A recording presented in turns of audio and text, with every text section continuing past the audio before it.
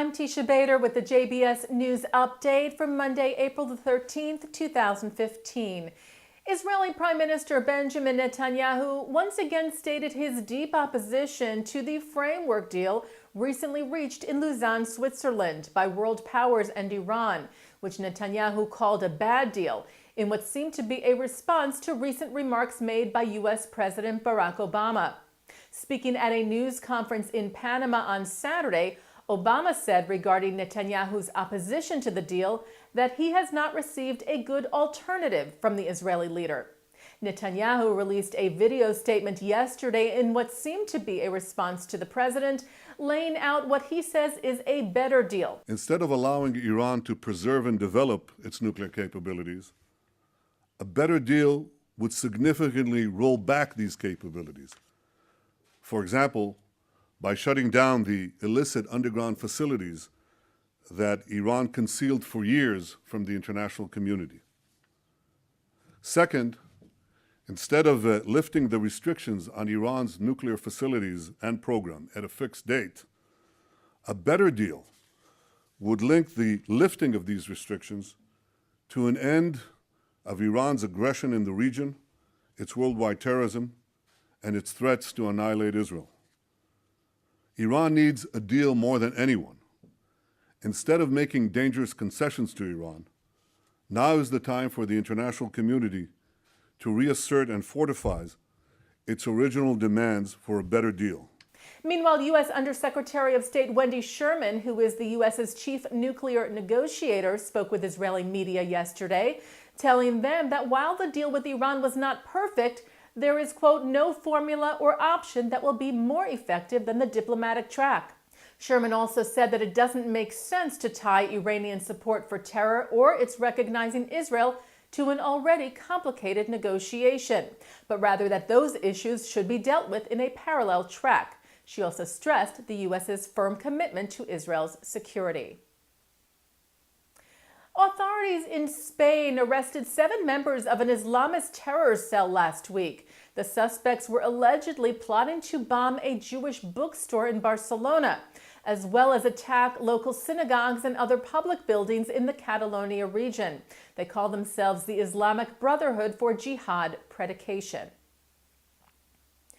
Yom HaShoah, Holocaust Remembrance Day, will be marked later this week, and a report was released by the Foundation for the Benefit of Holocaust Victims in Israel just ahead of the Day of Remembrance, showing that approximately 45,000 Holocaust survivors in Israel live under the poverty line.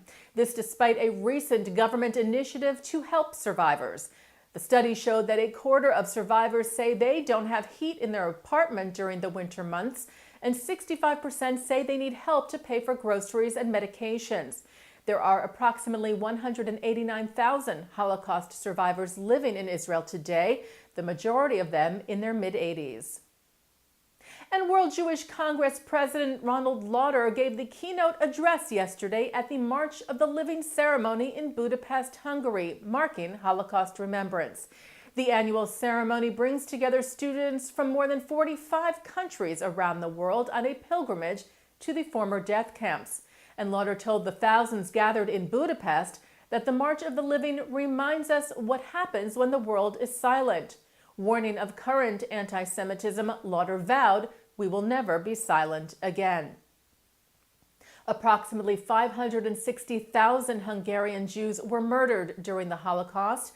Hungary's Jewish community today is still the largest in Central Europe, with approximately 100,000 people. And Lauder stressed that that community is not going anywhere. He said, "We march today to say we are here, we are alive, and here we will remain." And in Germany on Saturday, survivors of the Buchenwald concentration camp marked 70 years to the day since it was liberated on April the 11th of 1945 by U.S. forces. Over 80 survivors of the camp, U.S. Army veterans, and German government representatives observed a moment of silence at the camp, the largest concentration camp in Germany. Approximately 56,000 people were murdered at Buchenwald. Some 11,000 of them were Jews. Israeli researchers at the Technion in Haifa have discovered 2 proteins that can suppress cancer and control cancer cells' growth and development. The discovery was made in the lab of Professor Aaron Sishanover, who is an Israeli co-winner of the 2004 Nobel Prize in Chemistry. Sishanover stressed, however, that despite the breakthrough, there was still years needed to establish the research and gain a solid understanding of the mechanisms behind the suppression of the tumors. He said developing a drug based on this discovery is a possibility, but that it was a long and complex road ahead. The finding was published in the journal Cell last week. And turning now to our programming for tonight, Monday, April the 13th. At 9 o'clock on L'chaim, Mark Golub sits down with Hebrew Union College professor of Midrash, Dr. Norman Cohen. At 9:30, former Chief Rabbi of Israel, Rabbi Meir Lau, talks about his survival as a young child in Buchenwald.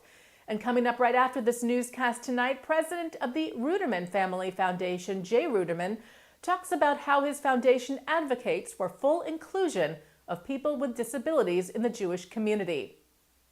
That's from an exclusive conversation with JBS's Eli Kohanim.